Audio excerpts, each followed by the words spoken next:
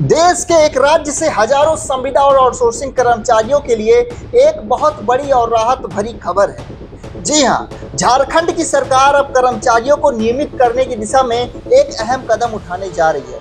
अगर आप भी किसी विभाग के सचिवालय में, किसी कार्यालय में या बोर्ड निगम में संविदा या फिर दैनिक वेतनभोगी एक मुश्त पारिश्रमिक या फिर आउटसोर्स के माध्यम से काम कर रहे हैं, तो ये खबर आपके लिए ही है।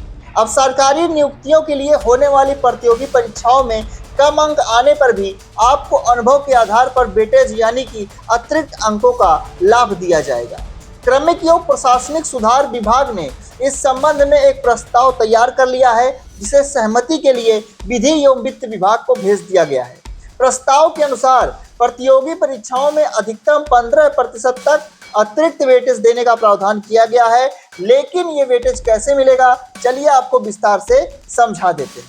इस सुविधा का लाभ केवल उन्हीं कर्मचारियों को मिलेगा जिन्होंने 3 वर्ष से अधिक अवधि तक अपनी सेवा दी है, यानी कि 36 महीने तक काम करने वाले कर्मचारियों को कोई वेटेज नहीं मिलेगा। अनुभव के आधार पर वेटेज का ग्रेड कुछ इस तरह से होगा। जैसे ही कर्मचारी 37 महीने की सेवा पूरी करेगा, उसे 0.15% अतिरिक्त वेटेज मिलना शुरू हो जाएगा।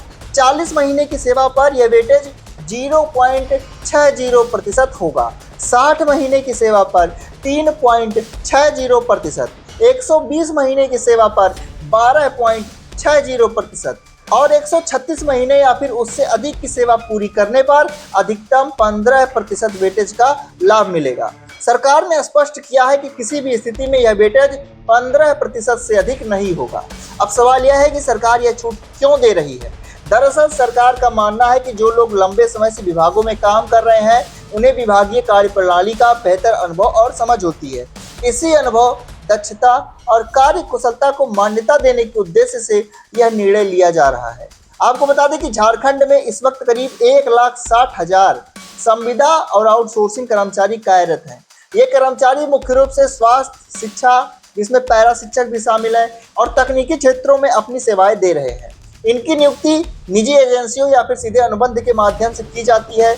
इनमें कंप्यूटर ऑपरेटर, कंप्यूटर सहायक और एमटीएस कर्मचारी भी शामिल हैं। अनुबंध कर्मचारियों को नियमित करने और समय पर वेतन न मिलने जैसी समस्याओं को लेकर झारखंड राज्य आउटसोर्सिंग कर्मचारी संघ जैसे संगठन समय समय पर अपनी मांगे उठाते रहते हैं। कई विभाग में तो आउटसोर्सिंग कर्मचारियों को मौलिक सुविधाएं तक नहीं मिल रही हैं। ऐसे में सरकार का यह कदम उनके लिए एक बड़ी उम्मीद है। अब बस विधि एवं वित्त विभाग से इस प्रस्ताव को अंतिम मंजूरी मिलने का इंतजार है। अगर ऐसा होता है तो राज्य भर में कार्यरत हजारों कर्मचारियों की सरकारी नौकरी पक्की करने की राह काफी आसान हो जाएगी। इस खबर को ज़्यादा से ज़्यादा शेयर करें, बने रहें नसनाओं के साथ, चैनल को सब्सक्राइब करें। मिलेंगे आपसे अगली अपडेट में, तब तक के लिए आप सभी को नमस्कार।